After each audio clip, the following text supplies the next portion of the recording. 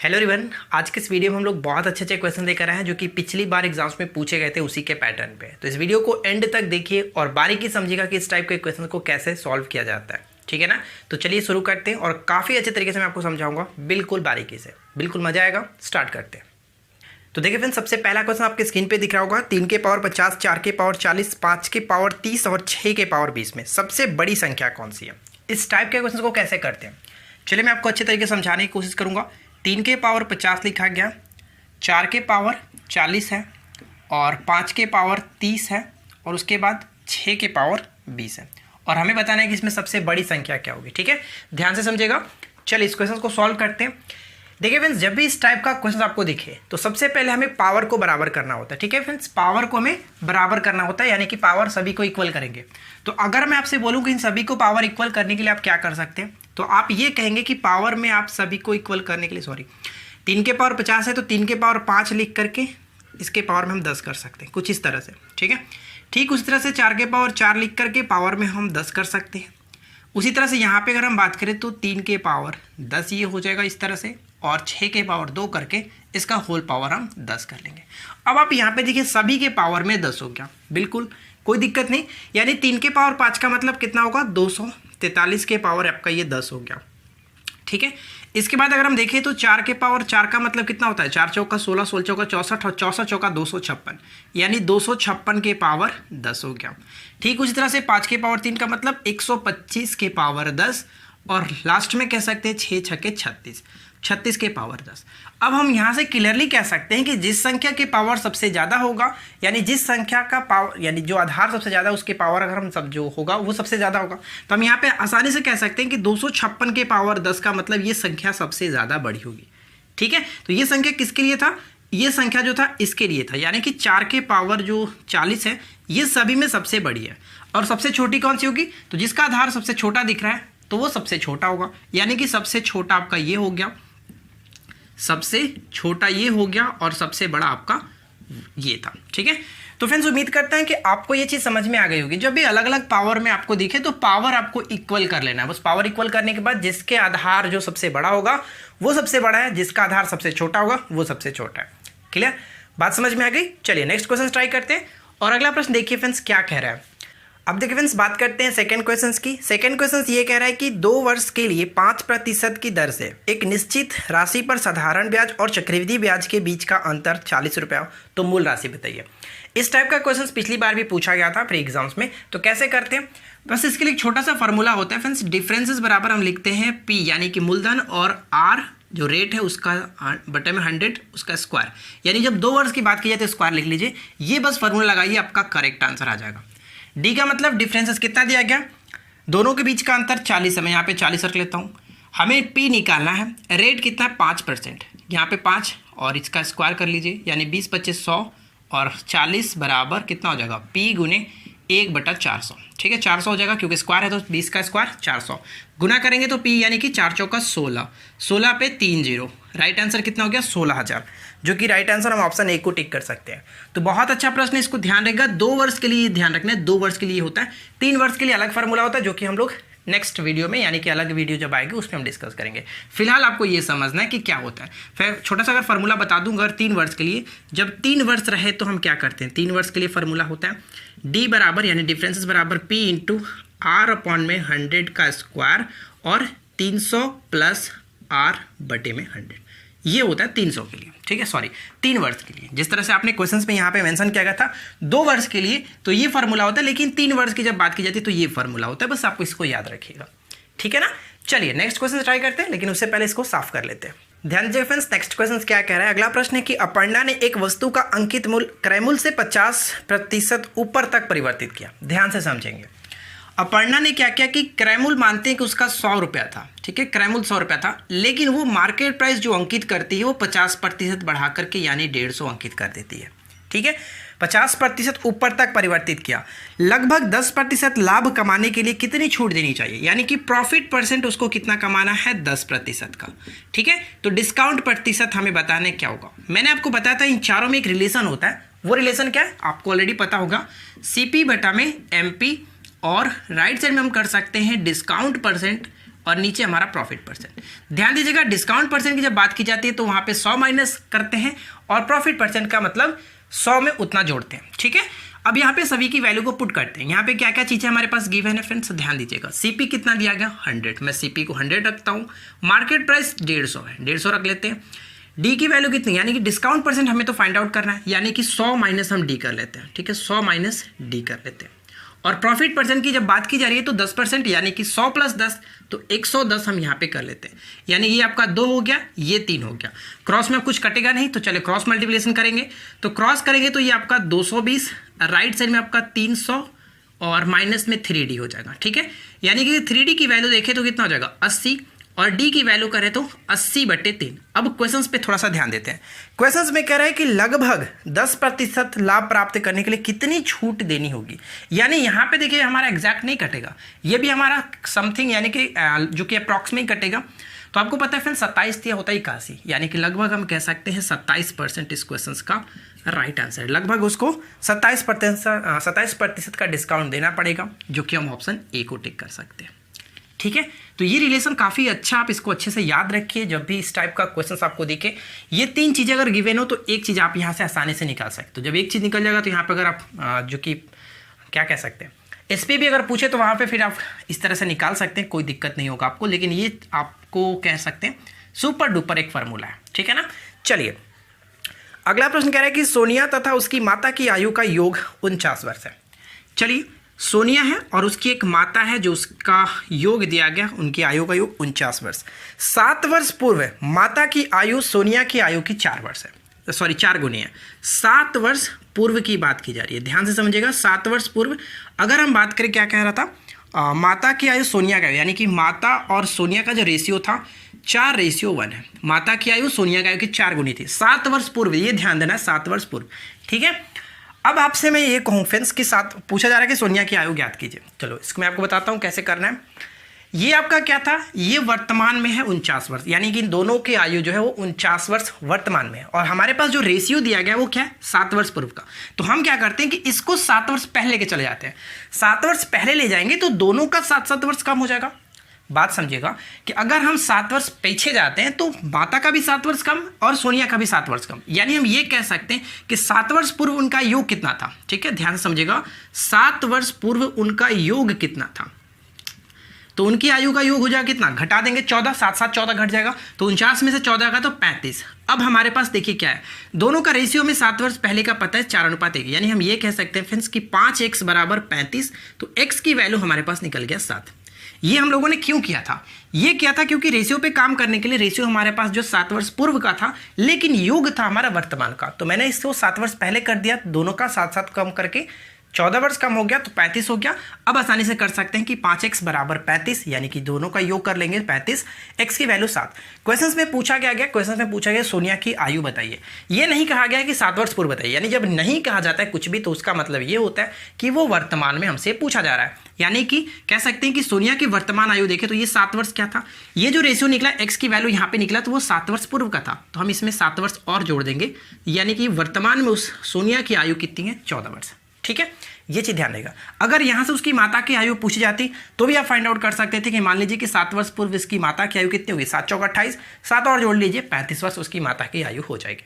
ये काफी अच्छा प्रश्न होता है, जब भी इस टाइप का क्वेश्चन दिखे तो आपको इसी तरह से करना है। पहले योग दिया रहता है तो अगर पूर्व की बात की जाए तो आप घटाइए और बाद की बात की जाए तो आप उसमें जोड़ करके रेशियो को बराबर कीजिए। ठीक है फ्रेंड्स, चलिए हम नेक्स्ट क्वेश्चन को ट्राई करते हैं। पता है फ्रेंड्स, स्टूडेंट लाइफ जो होता है ना बहुत ज़्यादा टफ होता है, क्योंकि इसमें हमें बहुत सारी चीज़ों को झेलना पड़ता है। जैसे अभी देखिए इतनी ज़्यादा गर्मी है, लेकिन हमें क्लास तो लेना है और आपको पढ़ना भी है, तो हम कुछ नहीं कर सकते हैं, इसमें हमें क्लास तो लेना ही है, आपको पढ़ाई करना है, चाहे गर्मी अपने प्रचंड पे ही क्यों ना हो। ठीक है, तांडव कर रहा हो तो अभी हमें पढ़ाई करनी है। चलिए फिलहाल देखिए नेक्स्ट क्वेश्चन क्या कह रहा है कि यदि दो संख्याओं का महत्तम समापवर्त का मतलब फ्रेंड्स HCF होता है, ध्यान रखिएगा। यदि दो संख्याओं का महत्तम समापवर्त यहाँ पे 3 दिया गया तो बताना है कि दोनों संख्याओं का योग जो कि 21 है तो कितने संभव योग में हो सकते हैं। ध्यान से समझेंगे। मानते हैं फ्रेंड्स दो संख्याओं का HCF जो कह रहा है वो 3 है। ठीक है, तो हम यहाँ पे कह सकते हैं कि वो संख्याएं मान लेते हैं कि 3x होगा और 3y होगा, यानी कि HCF का मतलब क्या है कि उन संख्याओं में 3 कॉमन होना चाहिए। ठीक है ना, तो वो संख्या मान लेते हैं कि 3x और एक 3y है, दो संख्या अलग अलग हो गई। तो क्वेश्चन कह रहा है कि दोनों संख्या का योग यहाँ पे 21 है, यानी कि 3x प्लस 3y बराबर 21 दिया गया। तो x प्लस वाई की वैल्यू यहाँ पे हम देख सकते हैं कितना हो जाएगा 7। ठीक है, x प्लस वाई की वैल्यू 7 होगा। अब हमें ये बताना है कि ऐसे कितने युग्म पॉसिबल हो सकते हैं जो कि हमारा फ्रेंड्स यहाँ पे 7 हो, यानी कि उनका योग 7 हो। तो हम ये कह सकते हैं, ध्यान दीजिएगा, एक तो 1 और 6 हो सकता है, 2 और 5 हो सकता है, 3 और 4 हो सकता है। ठीक है, अब उलट के नहीं कर सकते 4 और 3 फिर 5 और 2, इस तरह से नहीं। तो यहाँ पे कह सकते हैं कितना संभव हो रहा है, 3 हो रहा है, 3 यानी कि 3 युग्म संभव है। अब ये 3 युग्म का मतलब क्या हुआ, यहाँ पे देखिए जब हम लोगों ने छोटा किया था तो इसका मतलब कि इन सभी में 3 कॉमन है। तो ये कह सकते हैं कि 1 का मतलब 3 है और 6 का मतलब 18। गुना कर लीजिए, क्योंकि यहाँ पे हमने देखा था ना संख्या में 3x है, तो करके देखते हैं कि 21 आ रहा है कि नहीं, उनका योग आना चाहिए 21 ना, तब इसलिए। तो यहाँ तक भी हमारा राइट आंसर हो सकता है कि 3 युग्म बन रहा है, कोई दिक्कत नहीं, राइट आंसर आप 3 को टिक करके बढ़ सकते हैं कि 3 युग्म पॉसिबल है। लेकिन चेक कर लेते हैं कि कौन कौन सी संख्या है जो कि हमें 21 दे रहा है। जैसे यहाँ पे देखिए 2 है तो 3 में गुना करेंगे तो 3 दूनी 6 और 15 तिया 5 तिया 15। ठीक उसी तरह से यहाँ पे करें तो 3 तिया 9, 4 तिया 12। यहाँ पे सभी को जोड़ करके देखिए 21 आ रहा है, 15 6 21 आ रहा है, 12 9 21 आ रहा है, यानी ये 3 संख्याएं पॉसिबल है, यानी 3 युग्म में पॉसिबल है जो कि फ्रेंड्स 21 आपका लाएगा। ठीक है, तो राइट आंसर हम यहाँ पे ऑप्शन ए को टिक कर सकते हैं। काफ़ी अच्छा प्रश्न है, इसको अच्छे से समझ लीजिएगा। चलिए अगला प्रश्न देखते हैं। नेक्स्ट क्वेश्चन कह रहा है कि दिए गए त्रिभुज ABC में AD BE और CF ऊंचाई है। चलिए एक त्रिभुज दिया गया, और वैसे भी इस त्रिभुज से हमें कोई मतलब नहीं है, बस मैं आपको ऐसे लिख देता हूँ ABC, बस इसके लिए एक छोटा सा कॉन्सेप्ट होता है, आप उसको समझ लीजिएगा। AD BC और CF, यानी कि AD हो गया और ये आपका कितना है BE है ना, BE है, और ये आपका CF है, इसकी ऊंचाई हो गया, यानी कि ये सभी ऊंचाई हो जा रहा है। यदि इनका अनुपात यानी AD और BE और CF, इनका अनुपात कितना दिया गया, 4:5:6 दिया गया। तो हमसे पूछा जा रहा है कि BC अनुपात CA अनुपात AB, यानी जो भुजाएं दी गई थी उनका अनुपात क्या होगा। BC अनुपात CA अनुपात AB है ना, हाँ AB है, तो इनका अनुपात बताइए कि क्या होगा। ठीक है, देखिए इसको करने के लिए ज़्यादा कुछ नहीं करना होता फ्रेंड्स, इसमें हमें बस ये ध्यान रखना है कि ये जो रेशियो होता है ना इसका अपोजिट होता है, यानी हम ये कह सकते हैं कि इतना बराबर, डायरेक्ट हम लिखते हैं, देखिए इतना बराबर हम कह सकते हैं कि 1/AD रेशियो 1/B, एक डायरेक्ट कह सकते हैं कि थ्योरम ही कह सकते हैं, या फिर एक कॉन्सेप्ट ही समझिए CF होगा, ये होता है डायरेक्ट, यानी इतना बराबर हम इतना लिख सकते हैं। तो 1/4 कितना हो गया, इनका वैल्यू कितना था 4, 1/5 और 1/6। तो सभी कैल्शियम लेंगे तो कितना होगा 4 5 6 कैल्शियम आप कहेंगे, 6 5 4 कैल्शियम, डायरेक्ट 60 होगा। ठीक है, 60 हो गया, 15 चौका 60 ये हो जाता है, और 12 पच्चे 60 ना, 12 पच्चे 60 और ये 10 छके 60, यानी कि रेशियो हमारा कितना बन गया 15 12 10 का रेशियो बनेगा, जो कि फ्रेंड्स ऑप्शन आप मैच करके देख सकते हैं। ठीक है, 15 12 10 का जो कि कह सकते हैं रेशियो बनेगा। तो इस टाइप का क्वेश्चन ये बहुत ज़्यादा इंपॉर्टेंट है, तो बस इसको आप इसी तरह से याद रखिएगा, कुछ भी इसमें करना नहीं होता, बस आपसे ये पूछे तो आप इसको अपोजिट करके लगा लीजिए। ठीक है ना, चलिए हम नेक्स्ट क्वेश्चन को ट्राई करते हैं। फ्रेंड्स एक छोटा सा इन्फॉर्मेशन मैं आपको दे दूं, अगर आपकी मैथ्स थोड़ी सी वीक है, मतलब आपको लगता है कि मेरा मैथ्स थोड़ा सा वीक है, तो आपको फ्रेंड्स मैं एक छोटा सा इन्फॉर्मेशन दे दूं, हमारे एप्लीकेशंस पे मैथ्स की कोर्स कराई जाती है, जो कि काफ़ी अच्छे तरीके से एकदम चैप्टर वाइज मैं यहाँ पे पढ़ा रहा हूँ। अगर आपकी मैथ्स वीक है तो आप फ्रेंड्स हमारे साथ जुड़ सकते हैं, और वहाँ पे आप बिल्कुल बारीकी से हर चैप्टर को अच्छे तरीके से समझ सकते हैं। वहाँ पे मैंने काफ़ी अच्छे अच्छे क्वेश्चंस के साथ कॉन्सेप्ट आपको समझाया, बिल्कुल बारीकी से तोड़ करके। अगर आपकी मैथ्स बहुत ज़्यादा वीक है, यानी कि आपको मैथ्स समझ में नहीं आती है, फिर भी मैं आपके वहाँ पर पूरी कोशिश किया हूँ कि आपको अच्छे तरीके से समझ में आ जाएगा, कोई प्रॉब्लम आपको नहीं होगी। एक बार हमारे साथ जुड़ सकते हैं। उस बैच का लिंक यानी कि उस कोर्स का लिंक इस वीडियो के नीचे डिस्क्रिप्शन में आपको मिल जाएगा। जैसे ही आप उस पर क्लिक करिएगा तो आपको, अगर आपने एप्लीकेशन डाउनलोड कर रखा है हमारी एप्लीकेशन को, तो बहुत अच्छी बात है, नहीं किया तो आप प्ले स्टोर से डाउनलोड कर सकते हैं ऑनलाइन स्टडी जोन के एप्लीकेशन को, और साथ ही साथ उस कोर्स पर जाकर के फ्रेंड्स पेमेंट करके आप हमारे साथ वहाँ पर मैथ्स को सीख सकते हैं बिल्कुल बारीकी से, अच्छे तरीके से। क्योंकि फ्रेंड्स मैथ्स जो कि आपके आने वाले मेंस एग्जाम्स के लिए मोस्ट इंपॉर्टेंट है। अगर आपको लगता है कि मेंस थोड़ा सा अगर वीक है, आप काम चला लोगे, तो ऐसा बिल्कुल नहीं होने वाला है। क्योंकि पिछली बार भी एग्जाम्स में मेंस की यानी कि मैथ्स की वजह से ही बाकी लोगों का भी रिजल्ट नहीं हुआ था। काफ़ी लोग थे जिनका मैथ्स वीक था और उनकी जीके तो अच्छे थे, लेकिन वो मैथ्स पे पकड़ ना होने की वजह से रिजल्ट नहीं दे पाए। तो फ्रेंड्स आप एक गलती बिल्कुल भी ना करें। अगर आपको लगता है कि आपका जीके ठीक है लेकिन मैथ्स वीक है, तो आप ऐसा गलती ना करें। कुछ मैथ्स आपको जरूर वहाँ पे सीखने चाहिए, क्योंकि 10 क्वेश्चन जो मैथ के आते हैं उसमें से आपको 5-7 क्वेश्चन तो करना ही पड़ेगा, क्योंकि उसके बिना आपका रिजल्ट लेना मुश्किल हो सकता है। तो बस यही आपसे रिकमेंड करूँगा फ्रेंड्स कि आप जा करके हमारे मैथ्स के कोर्सेज़ को ज्वाइन कर लीजिए, क्योंकि काफ़ी हेल्पफुल होगा आपके लिए। बाकी आप अपनी तरफ से देख सकते हैं, यहाँ पे मैं आपको पढ़ा ही रहा हूँ, आप वहाँ पे पढ़ सकते हैं, लेकिन वहाँ पे आपको चैप्टर वाइज बताया जा रहा है, अच्छे तरीके से क्लियरली कराया जाएगा सारी चीज़ों को। चलिए नेक्स्ट क्वेश्चन देखिए। राम और सोहन क्रमशः 20 किलोमीटर प्रति घंटा और 30 किलोमीटर प्रति घंटे की रफ्तार से दौड़ते हैं। यदि वे एक ही शुरुआती बिंदु से विपरीत दिशा में दौड़ते हैं तो उस समय का पता लगाइए जिसके बाद वे एक दूसरे से 400 किलोमीटर दूर होंगे। यहाँ पे ध्यान दीजिएगा फ्रेंड्स, वो दोनों एक दूसरे से विपरीत दिशा में जा रहे हैं, एक इधर जा रहा है, एक इधर जा रहा है, ठीक है। जब विपरीत दिशा में जाती है तो सापेक्ष चाल क्या होता है, सापेक्ष चाल को हम लोग फ्रेंड्स जोड़ देते हैं। ये ध्यान दीजिएगा, जब विपरीत दिशा में जाती है तो सापेक्ष जो चाल होता है, सापेक्ष चाल जोड़ दिया जाता है। तो यहाँ पे सापेक्ष चाल कितना था, एक तो 20 और एक 30 था, यानी कि उनका अलग अलग चाल 20 और 30 था। तो टोटल कितना हो जाएगा, 50 किलोमीटर प्रति घंटा, ठीक है, 50 किलोमीटर प्रति घंटा। अब यहाँ पे ध्यान दीजिएगा, दूरी कितनी है, यानी कि हमसे पूछा रहा है कि समय बराबर क्या होता है, समय बराबर दूरी बट्टे चाल, दूरी बट्टे चाल हम स्पीड कर सकते हैं, ये हो गया। तो यहाँ पे डिस्टेंस कितना था, डिस्टेंस बोला जा रहा है कि 400 किलोमीटर का डिस्टेंस हो जाएगा कितने समय में, तो 50 किलोमीटर के हिसाब से अगर वो चल रहा है तो 8 घंटे में, ठीक है, 8 घंटे में। बस यहाँ पे ये समझना था कि जब वो विपरीत दिशा में जा रहे हैं तो आपका चाल क्या होगा, सापेक्ष चाल क्या होगा, जोड़ देते हैं। अगर वो एक ही दिशा में चलते तो वहाँ पे हम सापेक्ष चाल को घटाते हैं, ये बस ध्यान रखना था। चलिए अगला क्वेश्चन से कि 100 मीटर की लंबी एक रेलगाड़ी 30 किलोमीटर प्रति घंटे की रफ्तार से चल रही है। रेल पथ के पास खड़े एक व्यक्ति को पार करने में कितना समय लगेगा। मैं आपको कई बार बता चुका हूं कि जब कोई ट्रेन किसी व्यक्ति को पार कर रही हो या फिर किसी खंबे को पार कर रही हो, किसी पुल को पार कर रही हो, तो उस वक्त ट्रेन खुद की लंबाई को ही पार करते हैं, बाकी कोई चीज़ों को हम लोग ध्यान में नहीं रखते हैं। लेकिन बस इसका विपरीत अगर हम बात करें, नदी किसी पुल को पार कर रही हो, यानी कि जो लंबा चीज़ है किसी पुल को पार कर रहे हो, किसी प्लेटफॉर्म को, किसी ब्रिज को, तो वहाँ पर ट्रेन की लंबाई के साथ साथ ब्रिज की लंबाई को भी ऐड करते हैं, यानी कि वो टोटल आपका डिस्टेंस हो जाता है। फिलहाल यहाँ पे क्या है कि एक रेलवे पथ के पास खड़े व्यक्ति को पार कर रहा है, यानी कि व्यक्ति की लंबाई बहुत, यानी कि मैं अब मान लीजिए मैं खड़ा हूँ तो मेरा लंबाई कितना हुआ, लंबाई तो मतलब ये अगर देखें तो बहुत छोटा माना जाता है ट्रेन की तुलना में, इस वजह से वहाँ पे नेगलेक्ट किया जाता है। पुल की लंबाई हो, ट्रेन के पास कोई खड़ा व्यक्ति हो, उसकी हम लंबाई को नेगलेक्ट मान देते हैं, मानते ही नहीं कि है, ठीक है। तो यहाँ पे डायरेक्ट ट्रेन अपनी लंबाई को पार करते हैं, यानी कि वो डिस्टेंस हो जाता है उस जितना उसकी लंबाई होगी। तो क्वेश्चन में कह रहा है कि समय बताइए, तो समय बराबर क्या हो जाएगा, समय बराबर दूरी बटे चाल। तो दूरी कितना है, 100 मीटर की दूरी हो जाएगी, और चाल अगर हम यहाँ पे देखें तो 30 किलोमीटर में दिया गया, किलोमीटर प्रति घंटा। तो हम इसको कन्वर्ट करेंगे, आपको पता है कि किलोमीटर प्रति घंटा को अगर मीटर प्रति सेकंड में जाना है तो हम क्या करते हैं, 5/18 से गुना करते हैं। तो डायरेक्ट मैं 5/18 से यहाँ पे गुना करूँगा तो 18 नीचे, तो मैं इसको ऊपर भेज देता हूँ, ठीक है। अब यहाँ पे देखिए 20 25 100 ये हो गया, 1 0 से 1 0 खत्म, 3 छक्के 18, यानी कि 6 दूनी की 12 सेकंड का समय लगेगा, ठीक है। ये काफी अच्छा प्रश्न है। ये क्वेश्चन भी पिछली बार, यानी इस टाइप का क्वेश्चन भी पिछली बार पूछा गया था, तो ध्यान से समझ लीजिएगा। चलिए अगला प्रश्न क्या कह रहा है कि ए एक काम को 21 दिन में कर सकता है, बी उसे 40 दिन अधिक कुशल है, बी द्वारा उसी काम को अकेले समाप्त करने में अपेक्षित कितने दिन लगेंगे। देखिए बहुत अच्छे तरीके से इसको हम समझ लेते हैं। मानते हैं फ्रेंड्स कि ए जो है वो 100 दिन में करता है, ठीक है, मान के चलते हैं 100 दिन में।